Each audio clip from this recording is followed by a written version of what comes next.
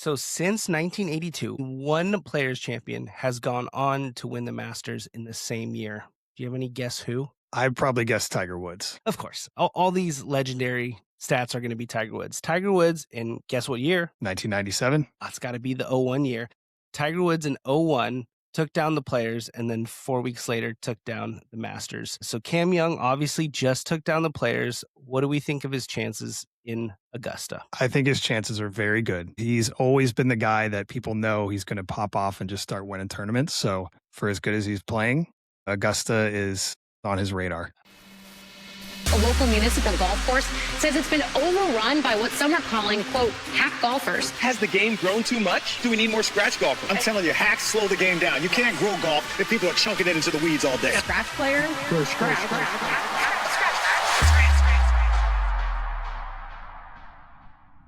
Hey everybody, it's Dez, and welcome back to the Hack and Scratch podcast, episode number 9. We're almost to double digits. Casey, how are you doing? I'm doing great. We are really in full swing mode in the PGA Tour and Live and TGL. It's just going to be a great couple months. Yeah, we're really in for something special. I think kicking off, the major part of the season with last week's Players Championship and the way it unfolded, I think it's time to buckle up. We're in for a good season, I think, is what that is saying. Yep, definitely. And what an exciting Players Championship. What like as it kind of always is. Great tournament to watch, great finish overall, lots of drama, and just one of the tournaments where the entertainment value was very high. Yeah. I love that 17 was a factor. I think that is always something to tip the cap to Sawgrass and to the players. That shot that Cam hit on 17 was ballsy. It was perfect. It was awesome. I know right now everyone's talking about that 375-yard drive on 18, as they should. But damn, that approach to 17 was incredible. Yeah, and just overall, so calm and cool throughout the whole thing. You saw the wind just ripping across all of the course, and that destroyed a few players, and it can easily destroy anybody. So the fact that Cam was able to keep his cool and finish it out at that caliber and still just play very well in those conditions, just super impressive. For sure. So Cam cashes in at the Players, wins at -13, a par on the 18th to win it, wins one over Fitzpatrick, who honestly had a valiant fight, who really, give him credit, started the comeback. Maybe Oberg and everyone up top started to feel that, and so give Fitzy some credit there. Almost pulled off at least a playoff run, but couldn't do it. It came up with a bogey on the last after going into the pine. Sad story of the day, obviously. Final pairing group did not have a stellar day. Oberg and Thor did not have their stuff on Sunday. I really actually thought Oberg was going to do it, which scared me because I had a bet after 36 holes that Oberg wasn't going to do it. So I took a big bet that anybody would win except Oberg. I just didn't know if he had the stuff to close it. Luckily, I was right. I needed to collapse, sadly, on the back nine on Sunday, but thank you, Cam Young, who picked me up a little bit extra money this week. So that was good. Definitely. Considering that final group did have a rough day, what do you make of that? Do you factor in the mental game? Two incredible players that were poised to probably lead the charge, but they just couldn't get it together. Do you think that's more mental? I'm trying to remember if Oberg won on the final group at Torrey for the Genesis. I'm really struggling to remember. I know Thor's never been in that situation really before in his professional career. So, that's a tough thing. The good news is when you step into that, I think the people that quote, the more times you put yourself in those situations, the more normal they become. And I think as a competitor, that's what matters most, is when that starts to feel normal. That's when you can really achieve something. And honestly, look at Cam Young. I know he wasn't in the final group, but had a shot at it. He has come close a lot. This is by far his biggest win ever. And what an amazing win. And while we talked about him having chances at Augusta, I don't think he gets it done at Augusta this year, but watch out for the PGA and the U.S. Open, because I think he bags one of those. Wow. All right. You heard it here first. I want to come back to that because that's a bold statement, but I could see that happening as well. Yeah. there was a lot of good that came out of the players. One, and again, last thing on Cam Smith, like the thing I love about the players, 5-year exemption on the PGA Tour if you win. I don't think we realize as fans like how valuable that is and how some players fight to keep their tour card, and Cam Young doesn't have to worry about that for 5 more years. Cam Smith definitely has to worry about that. Cam Smith does have to worry. You're right. But I just think that's so cool. I think that's a great perk of winning this tournament. So yeah, I was happy for him. It's huge. It's financially huge, solidifies your career for the next 5 years. It's massive. We have nothing else really like it in sports, right? So there's no guarantee you're going to get to play in the MLB for the next 5 years. If it was, that would be a huge thing. So pretty special. Speaking of special, I think it's fantastic that me waking up from the nap that I just took on a Saturday afternoon and Cam Young winning the players is about the same amount of emotion. It's a lot of kind of confusion, a little yawn, little excitement, maybe a little wry smile, but they're pretty equivalent, man. Yeah, just pretty stoic. And it's funny because everybody had kind of picked up on that in the interview. But hey, if was it his wife too that made the comment of like, this is exactly how I expected him to react or something like that. Yeah, pretty funny that those are one and the same for such a big event. For sure. Yeah, I don't think anything. It's a good strategy for him because now I definitely want to see him win the Masters to see if he gets any emotion. I mean, that's basically the only thing that could be pretty much greater than this. Maybe a Ryder Cup away win. Hope we get to see that. But yeah, I mean, he needs to win the green jacket just so I can see if it really brings out the emotion. Yeah, definitely. That would be fun to see. Nice. Well, anything before we move on to the Live headline for the week? Yeah, actually a couple things that I noticed. One that just popped in my head, Justin Thomas played incredibly. And I thought that was such a big deal considering he played so poorly the week prior. So it was like, okay, Justin Thomas is getting his form back, which is great to see because those that were looking at him at the last week were probably a little bit concerned, but he had it all together and he played great. So that was awesome. My favorite storyline of the week, though, was this rookie, and I'm going to try to pronounce his name correctly, Sudarshan Yelamaraju. Incredible. Yes. I have not stopped reading about this guy, and I absolutely love him. He basically has never taken a lesson. He learned to play golf from watching clips on YouTube. Amazing. And that is the type of stuff that I love to read about in golf, and it's why it makes golf so special. It's like you can't just jump into a tournament and go play for a baseball team or a basketball team. You know, there's a process, but he just worked his way up and posted the right scores at the right time to get in here and netted almost $1 million payday. It's incredible. It's incredible. It truly is a wow story. And yes, to never have taken a golf lesson ever, you just have to imagine, obviously his drive and dedication are a huge part of it, but the natural talent of that guy is just dripping out of him. I mean, that's crazy to get at that level. And he was handling the pressure. You know, he had an incredible start to his round in Sunday, but then, you know, he had a little adversity, bounced right back, had some key birdies at the end to make a top 10. Just phenomenal. Yeah, that was by far, honestly, I'll say it, my favorite storyline so far of the year. I just think it's so cool. And it's one of those stories that makes you think, you're just crazy enough that I could do that, you know, but he's just got the talent. So that was really cool. And then the last thing, there's an Instagram account that I follow that covers Monday qualifying. And it's also one of my favorite accounts to follow because they'll do some backstory reporting on some of these guys who are trying to Monday qualify. And that's actually how Cam Young got onto the PGA Tour. He didn't go through the traditional Q school and work his way up through there. He was able to make cuts in Monday qualifying and earn his tour card that way. And there's been a lot of talk about just completely getting rid of all Monday qualifying forever. And I think that is a huge mistake. I love to see it because some guys don't have the money to just go through Q school, but they might have the talent to really rip everybody else on a Monday and get into the tournament on Thursday. So it worked for Cam Young, and it's going to keep working for more players. So I hope they keep it. That's incredible. Yeah.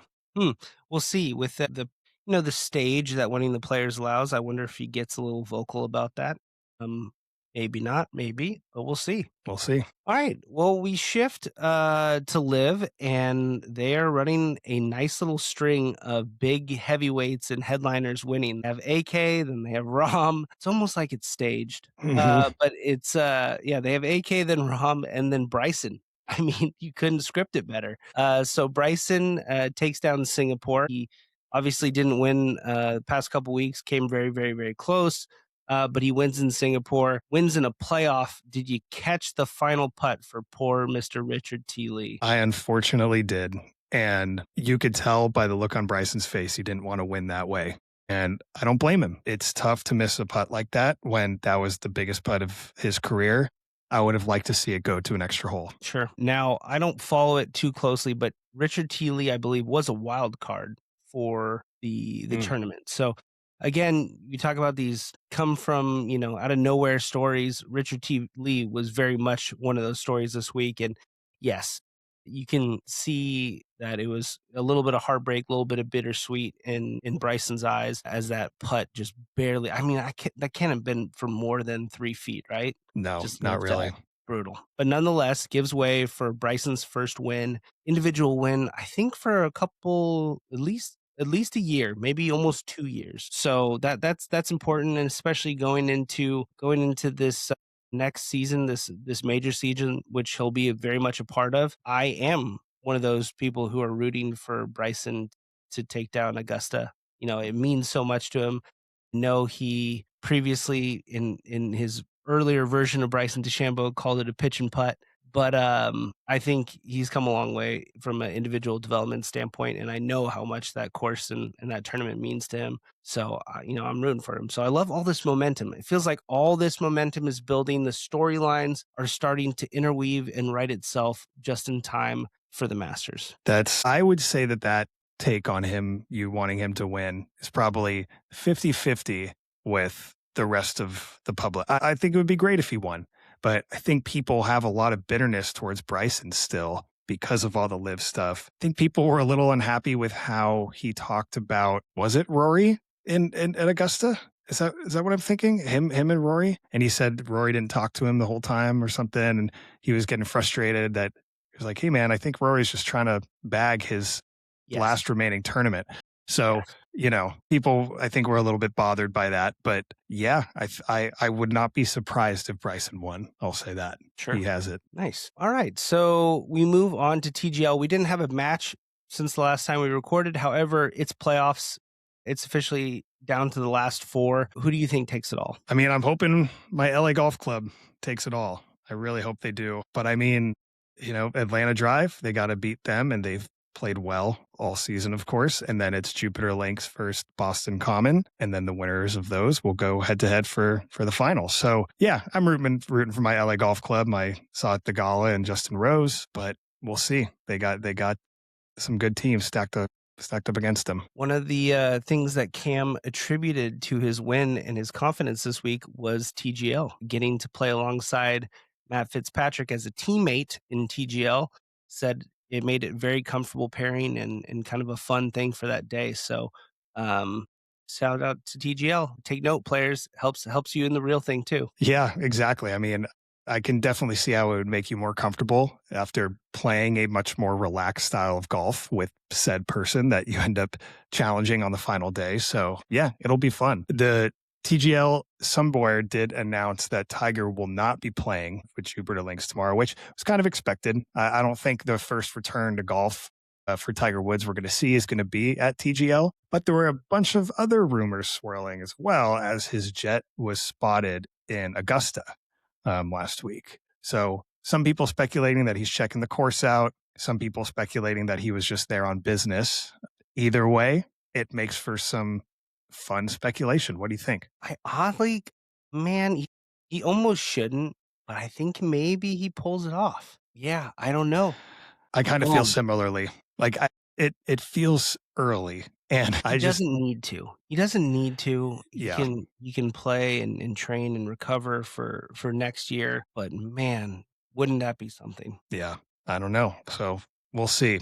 What's your guess? Is he going to play or is he not going to? I'm curious now what the prediction markets are saying. I go he doesn't play. Yeah. Okay. I say he will. Pessimism. Nice. Let's see. Optimism. Classic Yeah. battle. All right, we'll see. I hope I'm wrong. I hope you're right. That would be cool. Big week. Not many videos, but big news in the golf YouTube space. We have a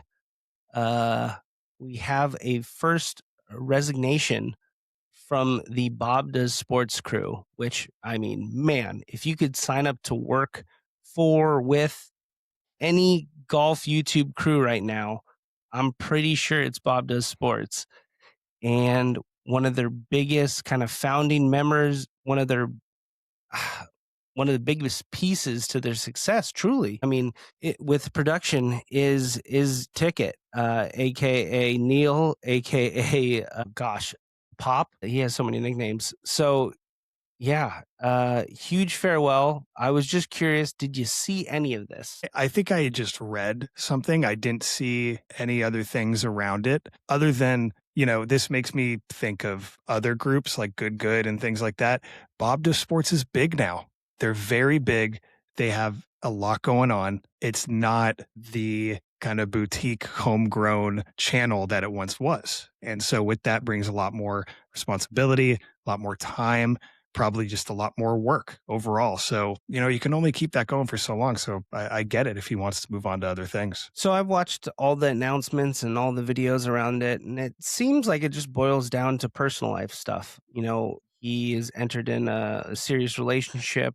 He wants time to spend on that. Obviously, I can imagine that Bob Does Sports takes up a lot of time, and especially if you're the one that has to go home after the golf and then edit the whole thing and talk about production and all that stuff. So, I can imagine the burnout's pretty high. It's just so crazy to think he'd leave at the peak. Maybe not the peak, but at least where it's been the peak. And you could tell from all the announcements, everyone is genuinely shocked and maybe even a little angry about it. And so while they're not angry at Ticket, maybe they're angry at the situation. They probably disagree on his willingness to leave it. So yeah, it's kind of crazy. I mean, that is the golden crew right now. And a huge part of that team is leaving. Luckily, they have a great understudy person. It's almost like they've, planned for this. They have a great understudy in production. And I'm sure Jensen will do well. But nonetheless, pretty big news. Yeah, I'm sure their HR team has a whole succession plan. So they'll be good. Yeah, gosh. Bob Does Sports with an HR team. That's something. All volunteer. Yeah. It's so funny to think that really they started 4 years ago. That's it. 4 years ago. Yeah. And has built up this big of an empire. Pretty amazing. Other news in the YouTube space, Grant Horvat had one of the more, I will say, and I love Grant Horvat stuff, one of the more cringier videos I've ever seen put out. I actually had to stop the video maybe 2 or 3 times and then come back to it because I just couldn't get through it. So out of character, but Grant decided to do a pranking golf video where he was going to pretend to be a bad golfer, go to a couple PGA instructors and convince them that he was a bad golfer, and then just turn the switch to make them think that their lessons were really working. Just honestly, whole thing seemed very out of place for Grant to do. He was bad at it. He's bad at lying. He's a good person. He's bad at lying. And one of the PGA professionals just looked directly at the camera and was like, "Oh, is this for a bit?" And it was rough. It was a really rough watch. I doubt we ever see any videos like this anymore, but hats off to trying new things, but I don't think it was working. Yeah, I agree with you. Especially, I feel the same about Grant. He's just a good, genuine guy, and this wasn't his forte. And it was so funny because I think the thing that I'll criticize is that I think they underestimated the coaches there. These guys have been coaching players for years. They know when you're screwing around or when you know what you're doing. And I think both of them had an idea that this kid knows what he's doing, at least somewhat. And then he just starts smoking drives. So you're like, okay. So I thought that was pretty funny. But yeah, I think he needed a better exit strategy to be like, oh, by the way, I'm a professional golfer. No kidding. So that was that video. Bob Does Sports did put out a video against the Mets So 3 members of the Mets organization. Pretty cool. I do actually like these scrambles versus celebrities trope that Bob Sports has been doing. They pulled out a win with a huge asterisk against the Mets, but they did pull out a win. But I will just say Luke Weaver is a freaking dog. That dude is good at golf. And not only is he good at golf, but you got a very little insight into what a major league competitive pitcher's mindset is like. I mean, it is a very heated competitive mindset. And just fascinating. I think pro athletes are some of the most fascinating minds to get into. That dude is a dog. And yeah, he was carrying the team, absolutely carrying the team for the Mets. Phenomenal golfer. I hope I see him on the AT&T Pro-Am, or the one that Steph won a couple years ago, the other amateur one that runs alongside. He's a solid golfer. So yeah. Anyways, did you catch any of that? I did. And I mean, I loved it. It was kind of like what you said. I loved that it was with athletes. So there was that competitive edge to it. And they weren't messing around. They wanted to win because that's what they do. Yeah. Like just some great golf. And I was like, oh my God, they're going to take them. They're like, Bob and this crew are not going to be able to hold them off, but just a lot of missed putts that didn't go their way. But what I loved about it too is it was getting dark. And at the end, they were finishing 15 and had to replay it basically in almost with iPhone complete lights. Like yeah. crazy. And it's so funny because I think it really captured the moment, because we've all been there when we're trying to scrape out that last hole when you can't see a dang thing. And I'm like, oh, I know this feeling where it's like, it's much harder to play this way, but you got to finish it. And so I'm glad they did, but it was kind of a tough way to win. They could have made one of those putts, but it was a fun watch. I would love for them to do something like that again. Yeah. I also would like to see some other teams though, because there are other golfers that are also athletes that could take them on. The first person that came to my mind when I was watching this Mets one was Mookie Betts, and he's a great golfer. And I know a few others on the Dodgers are, and I'm a huge Dodger fan, so I would love to see them do that.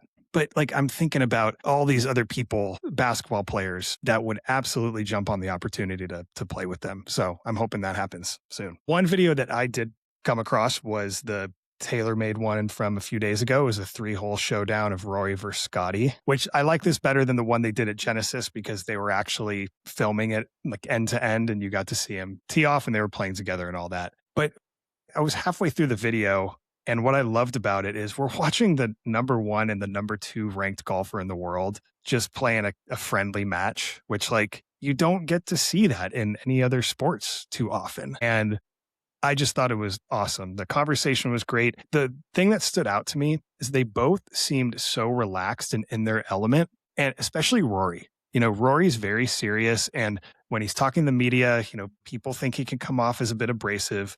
But when he's talking to Scotty, like, it's just his bud and his competitor. And it was really cool because you really got to see him in his element in the place where he feels comfortable. So these types of videos I love to watch just because it's the kind of more of the real world of what these guys are living, maybe when they're doing a practice round. So I love this type of stuff. And Scotty won the second hole, and Rory missed his putt to win the third hole. So technically Scotty won that one, and he whispered like and subscribe to the camera, which I thought was funny. So that is funny. Yeah, it was good. I think they're going to keep doing these because they seem to be doing pretty well. YouTube golf content, I'm telling you, it's quality. That's awesome. I love TaylorMade. I've said it a million times. Their social media, their digital media group is second to none. They are phenomenal. So this week, we are going to Copperhead course at Innisbrook, which is the snake pit, which we talked about a few times the last couple of weeks when we were talking about iconic stretches.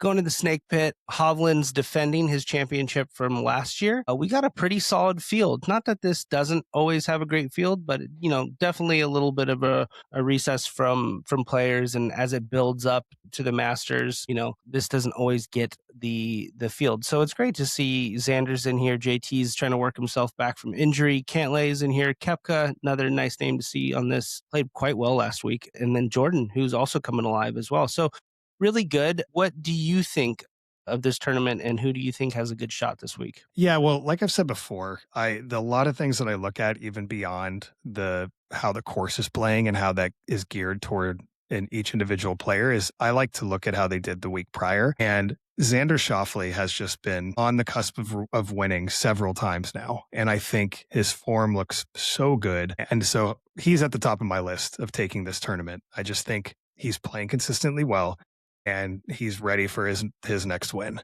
And that's kind of how I feel about Justin Thomas as well. Based on how well he played at Sawgrass, being a difficult course in difficult conditions, it's probably going to be somewhat similar. So if he can play the way that he did at Sawgrass, he would be just fine. And then the last one, when I was looking through some of the stats, was Lucas Glover, who I've always been a huge fan of. And he has done consistently well in this tournament almost every year and just better and better every year. It looks like he tied for fourth last year. So I like also to see players who have done well at this specific location just because they seem to be a little bit more comfortable. They've played the course a few times. So yeah, those are my picks. Yeah, honestly, if I didn't pick Billy Horschel for those same reasons of great history here, decent recent form, I probably would have picked Lucas Glover. So I put Billy Ho in there at a kind of long shot. Likes this track and, has been playing decent. So that's my longest shot on the board. I took 2 middle tier stabs this week. Honestly, we shouldn't take my advice for any of this because my biggest wins are when I bet something after the first 36 holes. So clearly I have no idea what's going to happen, but I have a great sense of how it's going to finish once it's started. But for the outrights this week, I'm looking at Ryo Hisatsune, who's been playing phenomenal for the first a little bit of the season here. Also likes this track, has had at least one really, really good finish here last year. And then Corey Connors, who's also been playing some solid golf, played some great golf past couple weeks, and also likes this track. So I'm a little bit horse heavy this week, which is kind of interesting, but those are my kind of 3 stabs for the week. I like it. I feel like we've been somewhat off with our picks, but I like what we've chosen this time. I'm curious to see how it plays out. Yeah, I told you I faded Oberg after 36. It was tough because for one of my contests where you pick one golfer each week, can't repeat, I had Ludwig in there as the golfer that week. So I felt really smart picking him for the one and done. But unfortunately, he had to let go. But it's good. The betting win paid for all my entries for the one and done. So, you take the wins where they come. All right. Well, hopefully we have a great tournament. We're seeing some great golf. I just get really excited this time in the season. Everything's, like I said, all the storylines are building. The momentum's there. And I can't wait to see what major season brings. All right. So as we move on, we haven't done a ton of these lately, but one of my favorite times or favorite parts of Masters season coming is these limited releases targeted towards these special tournaments. And obviously with the Masters leading off, we got our first Azalea, Magnolia, whatever you want to call it, theme drop. And we got it from Callaway's Chrome Tour Ball. They just released their Azalea Masters ball with the line being azaleas. What do you think of these in general limited release drops for these special tournaments? I generally love them. Like I always think they come up with something a little bit different every year. My favorite one in recent history was the TaylorMade staff bags that they've done, which look very similar, honestly, to this color scheme and kind of the design, obviously. But little stuff like this too. Like if I found this golf ball in the woods, I would keep it, because I think that's cool. So I kind of love stuff like this because it's temporary. We don't see it for too long, but it's just fun enough to make you want to buy something from it. What do you think? I am such a poser because I seriously considered buying that frickin' TaylorMade Magnolia bag last year. I know exactly which one you're talking about, that staff bag that I have no business having. It was just perfect. Almost bought that one, and then I almost bought the TaylorMade LACC one from a couple years ago with the sunset, like California sunset on the bag. That was another crazy moment. Almost pulled the trigger on that. No business having that, but yeah. So I love them. Any kind of cool design, anyone's creativity poured into these things, I love it. So yeah, big fan. Can't wait to see more. We're going to see tons of Augusta themed releases in the next coming weeks. Going back to one who's got the easiest little trope design department right now. They're basically just taking every single, not even iconic, but every single look that Tiger has ever worn in the 90s and then redoing it just a little bit for the modern day. And I have to say, half are misses, half are hits. I love this one. It's an incredible shot of a young Tiger in like 1990. So he can't be more than like 14 years old, rocking like jean shorts, almost like jean shorts, and then this striped polo, horizontal striped polo in like a really neon pink and blue. But yeah, Sunday Red just released this 1990s polo. What do you think of this whole kind of release scheme? You know what's so funny? Like the first thing I think of when I see this is I think of the red and gray one, I think from Riviera. And I absolutely love them. I don't know if I would ever wear it. Like, I just think I don't think I would pull it off. I might look out of place, feel out of place because it's kind of a busier shirt. Then again, love the hat, simple gray with the blue rope, and then the very classy white shoes. Like, the look is just awesome. But you're right. It's all just repeated stuff from the 90s. So they are just going to go through his photo album and see what else he was wearing at that time. But design wise, like, I love it. And it does make me want to throw out my entire wardrobe and try to wear things a little bit more sophisticated, but I can't afford to even try it on to see if it'll work. You know what I mean? But yeah, I like it a lot. I'm just not sure if I would wear it. What about you? Yeah. So I'm a player that believes look good, play good, even though it never works that way. So that's at least what I tell myself. But no, I do like it. But would I wear it? Probably not. But I do like it. And I do like that the 90s golf attire and aesthetic is coming back into focus. I think it's a golden age for sure for golf and just golf culture. So I'm a big fan of it, just not something I'm ready to pull off on the golf course yet. Yeah, makes sense. All right. Well, we are into our next part, which is having some fun, doing some golf related games. We got a great slate today. All right. So for the first game that we have today, it's based off the news of Ticket leaving Bob Does Sports. And it got me thinking, what the hell is Ticket going to do now? He's got a huge, milestone in his resume, about as good as thing as you could have in the golf YouTube space. What the hell is he going to do? And then I thought, well, it won't happen, but if you had to recreate Bob Does Sports around Ticket, give him a whole new crew, base it, I guess, in Philadelphia for his sake. But if you had to recreate Bob Does Sports with those kind of archetypal figures, what would you do? So for this first game, we are drafting a new Bob Does Sports crew. And the rules are you have to have an FP style player, a solid golfer, Joey Slot, an average golfer, and Bob Slot, comic relief, and honestly, on the upswing golfer. And your editor is locked in as Ticket. So we'll go back and forth. I'll let you start and then we'll snake it. Not that we'll have the same people, but there's no chance we'll have the same people. But being the gentleman, you start first. Okay. Sounds good. Thank you. For the solid golfer, I'm going to take Steph Curry. He's competitive. He's solid. FP is kind of more reserved. And I think Steph probably is too on the golf course. Maybe not all the time. He gets pretty excited, but that's who I would want as my solid golfer. I love that. Yes. I mean, as far as non-professional golfers go and like big YouTube names, Steph is an amazing guest, obviously, to have on a YouTube golf, but also just an incredible golfer. Fantastic selection. I always usually give you crap about the first selection. That's a good one. I am going to go with someone who is lesser known, but who I really fell in love with during the Internet Invitational. And then more recently, now that he is a Bob Does Sports actual athlete, which is crazy. But I would have probably said this guy before, which is this guy named Mason Nutt. So he used to co-run Busted Jack Golf. Mason Nutt is a phenomenal player, honestly, very similar to FP in playing quality, but also personality, a little bit, reserved, but can drop the one-liners. Just seems like a really nice guy. So I went with Mason Nutt as my solid golfer. I like that one a lot. That's a good one. Yeah.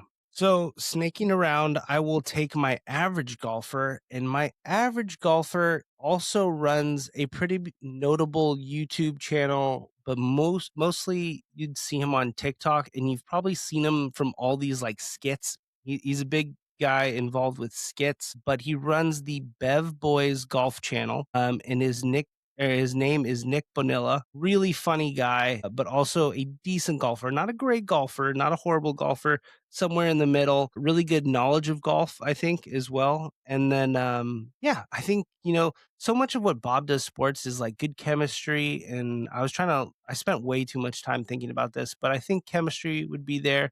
So that's my average golfer. That's a great one. I like that one a lot too. You're right though. We don't have any overlap yet, which is good. Okay, so for my average golfer now, I'm having trouble finding his name. Pretty sure his name is Benji, but he is the guy from Instagram and YouTube from the Cheeky Golf Club. Yeah. Yeah, wasn't always the best golfer, but they played golf every day till he gets 18 pars in a row, and they finally did it sometime last year.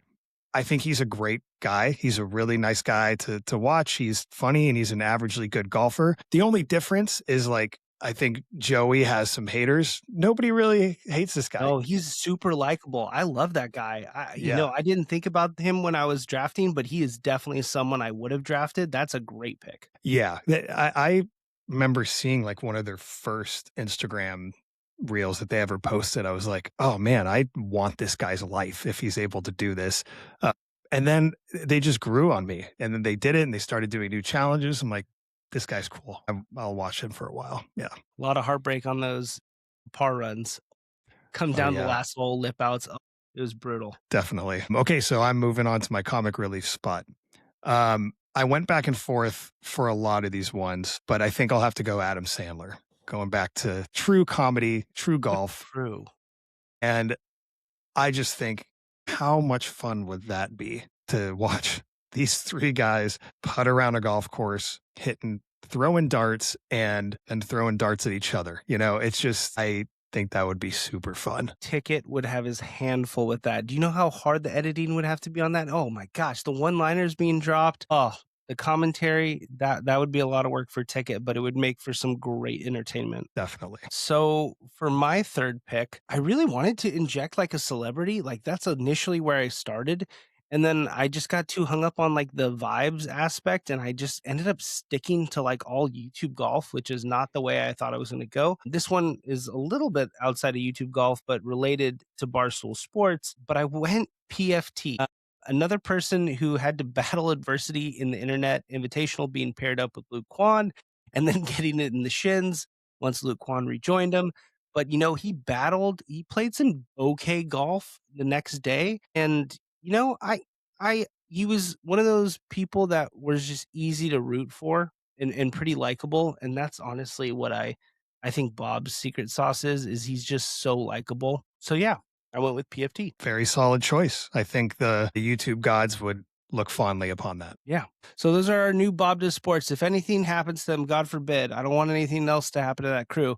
But if God forbid, we got two solid options to replace that slot in our hearts. So that's good.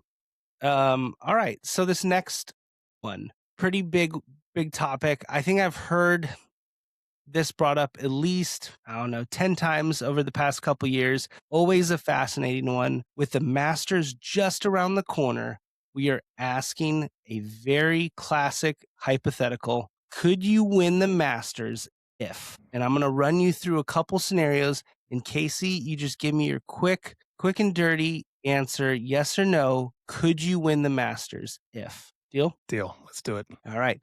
So could you win the Masters if you start every hole 100 yards out from the green? Yes. Coming out firing. Okay, I thought I was going to get a no on that one. Okay, 100 yards out from the green. I would think yes.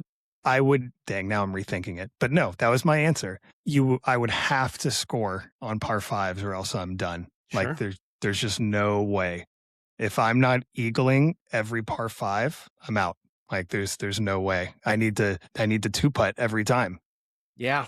I mean, even if you had a great eagle run on those par fives, you still got to get it done. The rest of the ones, the things that are daunting is not getting that big of a head start on some of those par threes and then having to deal with those greens just as a pro does. Those greens are tough. I know. And I'm just thinking, I think of hole 3 of where, it's a shorter hole, but if you miss the green, even from 100 yards out, you're good luck. You're back to the starting point, and now you're the worst golfer compared to everybody else. So yeah, no, I have my love it. The confidence. I'm confidence gonna is roll there. with it. That would have Yeah. been a hard no for me. Okay, so this next one, you better answer yes. Start every hole from the farthest point on the green. Yes. Okay. So by default, yes, I have to say.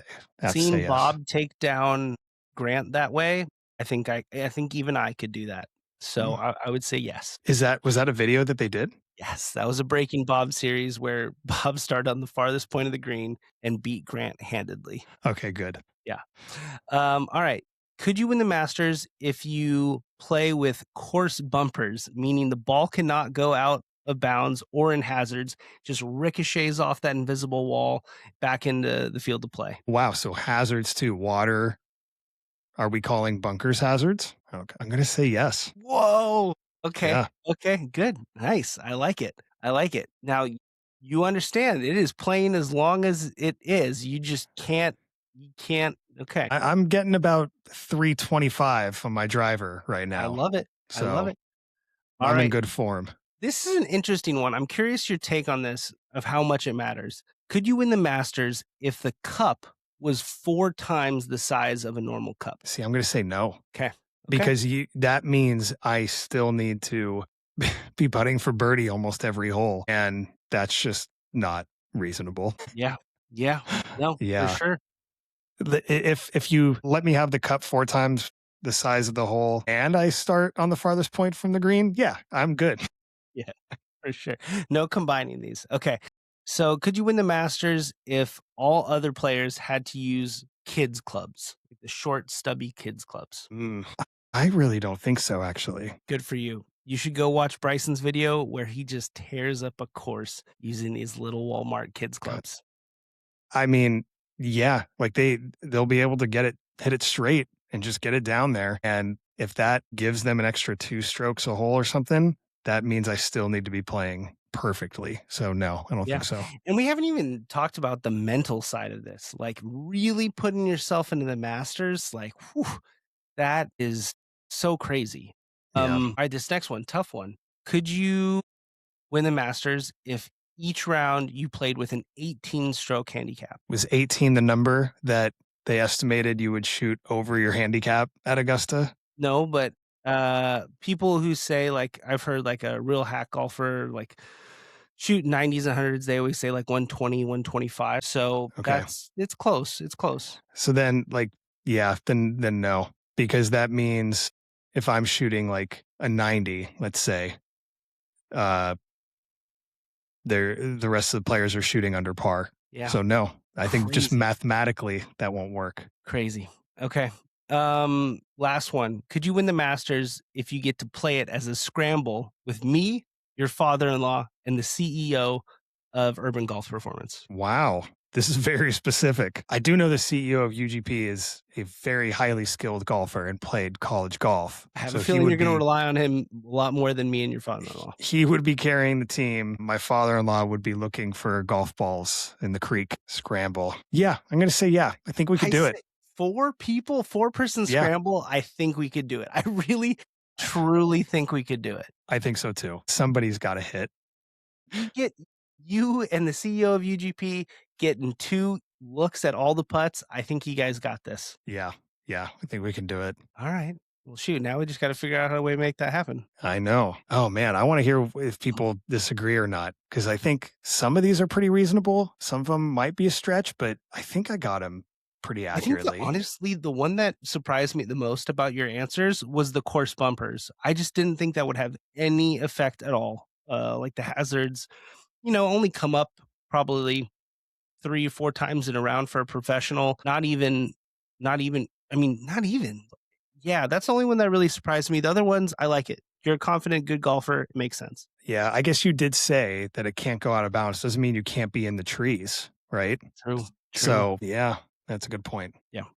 Well, cool. That was fun. I really like that. Maybe we'll add some more and do some more of those before the Masters. Yeah, love it. All right, this next game, very easy trivia. Do you think you can name all the top money leaders for the last 20 years in golf? I can try. Let's do it. Go for it. I think I know one. It's a Mr. Tiger Woods. And I'm just going to tell you, after everyone you guess, he's had it 4 times in the last 20 years.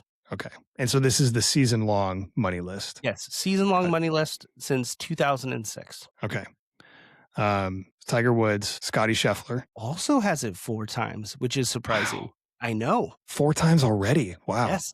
Okay. Rory McIlroy. Yes, he has it 2 times. Okay. So how far back did you say? 20 years. So you got 3 out of 11. Got it. But I've covered like 10 years worth already. True. Going back, maybe like a Justin Thomas. Justin Thomas has it twice. Unbelievable. Yeah. Okay.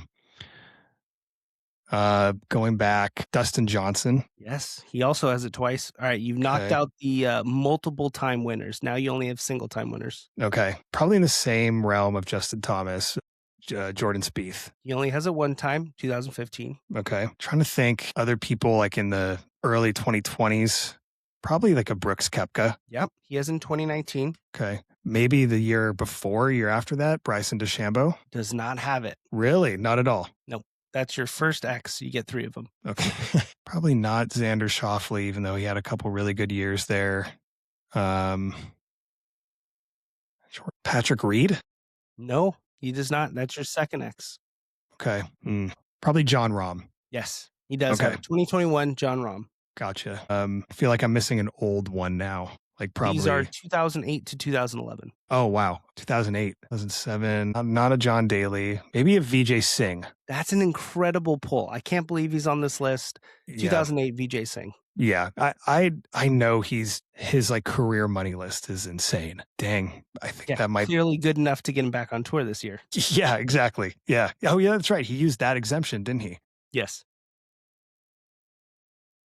Dang. Okay. The other ones, maybe, Phil Mickelson. I know you would have thought that was on there. He is not. That's your third X. These 2 are pretty hard. In 2010, it was Matt Kuchar.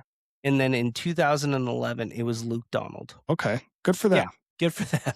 Good for them. I am shocked Phil is not on that list. That is crazy. Yeah. I mean, I guess just it's the tale as old as time being under the Tiger's shadow. So true. Very true. Well, you did really well there. VJ Singh was an incredible pull. We got 1 game to go. Yeah. So this one kind of is based on a personal experience that I had last week. I was playing golf. Yeah. I was playing golf here and it was last Sunday. So it was daylight savings. We got an extra hour. So it was like, sweet. I can go book Twilight. Know I can finish and not have to pay as much money. So I think I paid $28-30 to play at, 2 or 3 o'clock, expecting my round to be about 4 hours and maybe 4 hours and 30 minutes. And I ended up getting through 9 holes right on the 3-hour mark. And I thought to myself, I'm done. I'm going to go home. I couldn't do it anymore. And what was frustrating is I was playing really good golf. I was 1 under through 8. And then I triple bogeyed 9 because we were standing on a par 3 tee for what felt like an hour. And so I thought, we need to solve this. We need to solve slow play. So I'm going to give you some ideas that I've had, things that I've read, and you're going to tell me, is this going to solve slow play or not? I like it.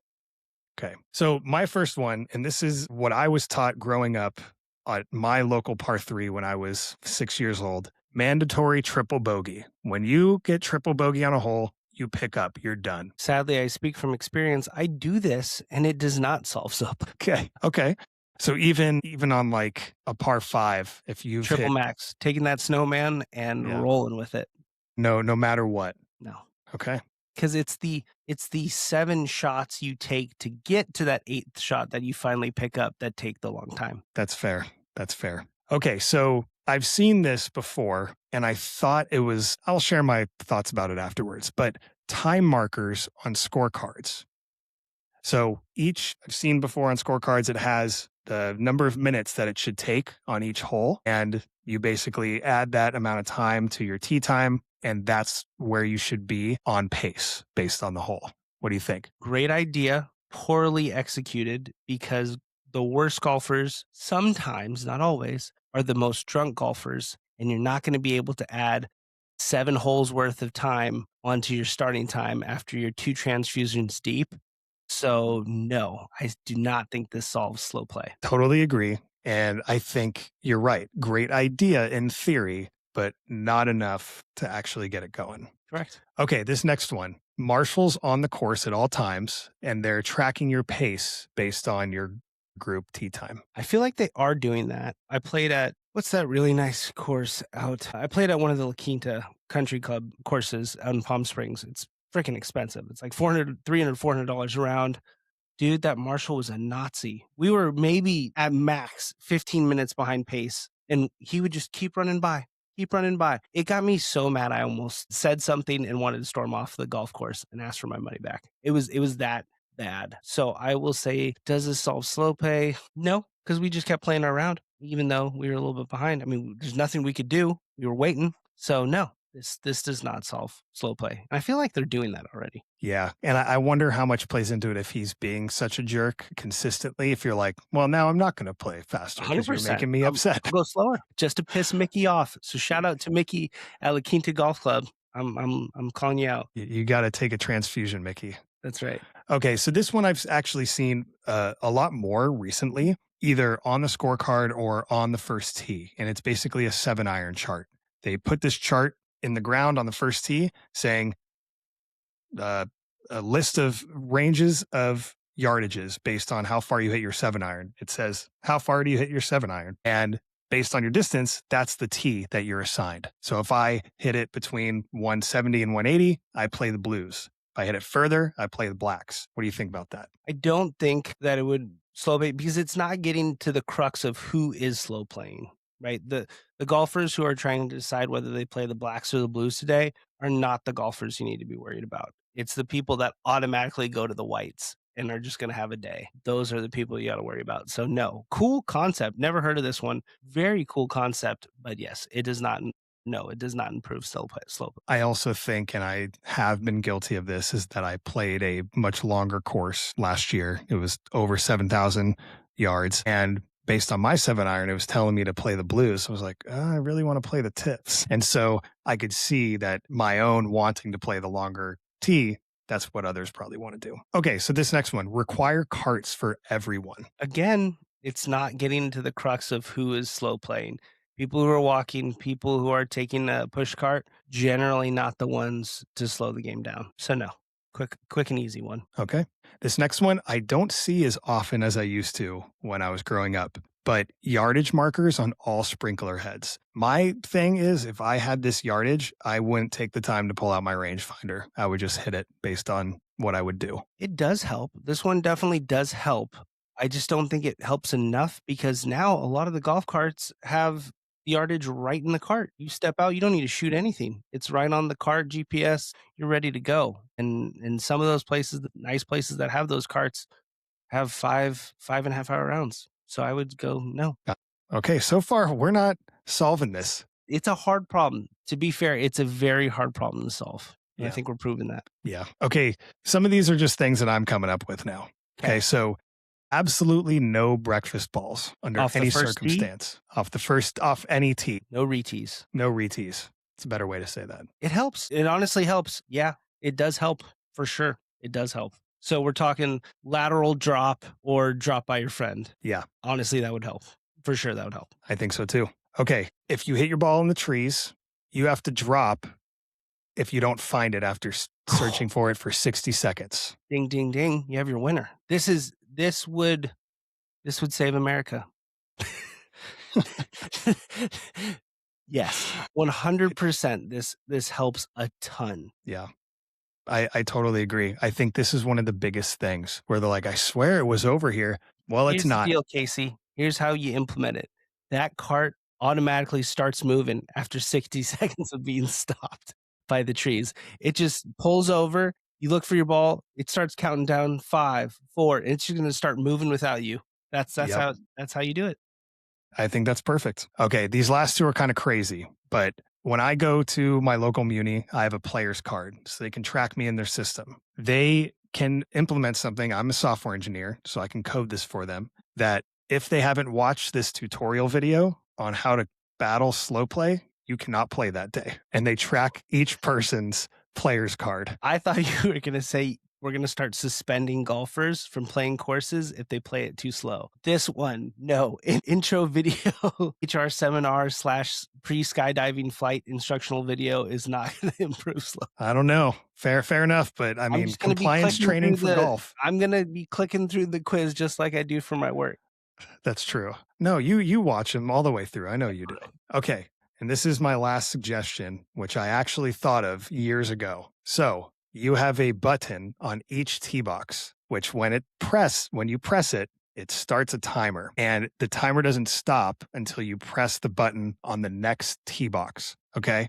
And so it tracks your time on each hole and reports back to the clubhouse. If your pace is longer, you get charged more money at the end of the round. Ding, ding, ding, rack it up. We can go home. This is going to solve slow play. This is it. That's the winner. That's it. That's all it needs. I think that's basically speed golf in a very big brother type of way. I think it could be a cool tech company that could be up and coming. That is amazing. Now you missed my favorite one that I hope you're going to put on here. Go for it. We replaced the golf hat with the golf helmet. No waiting for golfers to clear. You just go right at that green. They're taking too long. You go right at them. Boom, it hits their head. You're fine. You're wearing your golf helmet, not your golf hat. You're good to go. We would be done in 2 hours. It'd be perfect. Right. Hit when ready? Hit when ready? Yeah. Amazing. And if you caught it, and if it was over 250 yards, you would break a world record. It seems like a win-win. Yeah. Well, we've solved it. So now we got to implement it. We've done the hardest thing in the world. We've solved slow play. It's perfect. That's it. We did it. All right. Well, that's going to do it for us. Thank you for joining and see you next time.